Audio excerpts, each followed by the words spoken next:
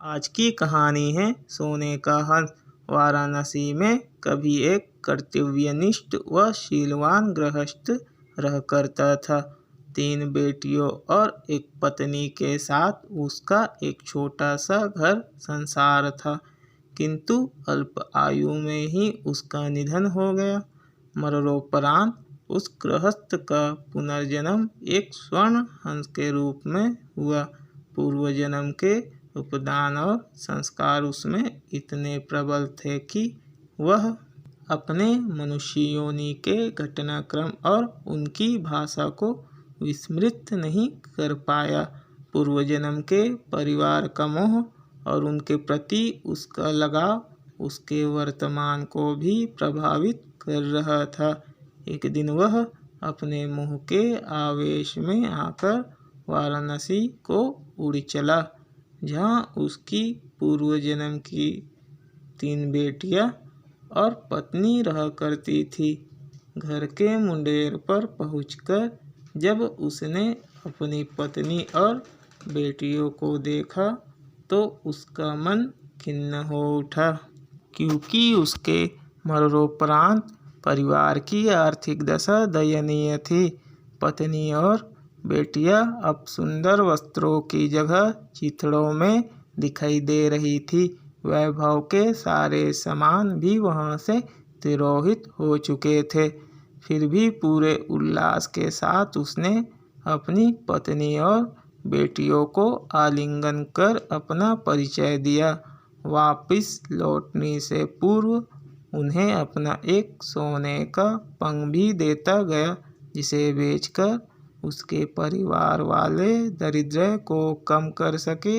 इस घटना के पश्चात हंस समय समय पर उनसे मिलने वाराणसी आता रहा और हर बार उन्हें सोने का एक पंख देकर जाता था। बेटियां तो हंस की दानशीलता से संतुष्ट थी, मगर पत्नी थोड़ी लोभी प्रवृत्ति की थी। उसने सोचा क्यों न हंस के सारे पंख निकालकर एक ही पल में धनी बन जाए। बेटियों को उसने मन की बात कही, मगर उसकी बेटियां ने उसका कड़ा विरोध किया। अगली बार जब वह हंस आया तो संयोगवश उसकी बेटियां नहीं थी।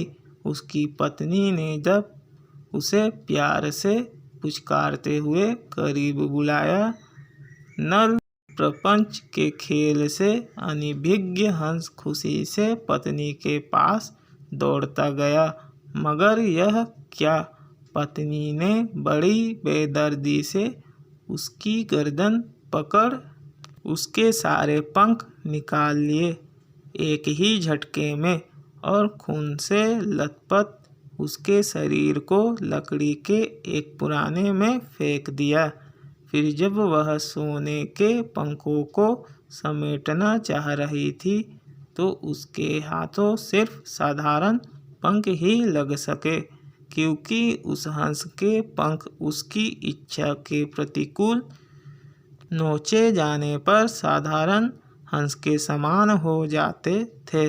बेटियां जब लौटकर घर आई तो उन्होंने अपने पूर्व जन्म के पिता को खून से सना देखा।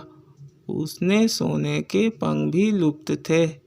उन्होंने सारी बात समझ ली और तत्काल ही हंस की भरपूर सेवा कर कुछ ही दिनों में उसे स्वस्थ कर दिया।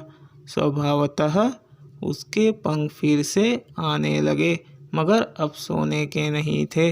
जब हंस के पंख इतने निकल गए कि वह उड़ने के लिए समर्थ हो गया, तब वह उस घर से उड़ गया और कभी दोबारा नहीं आया।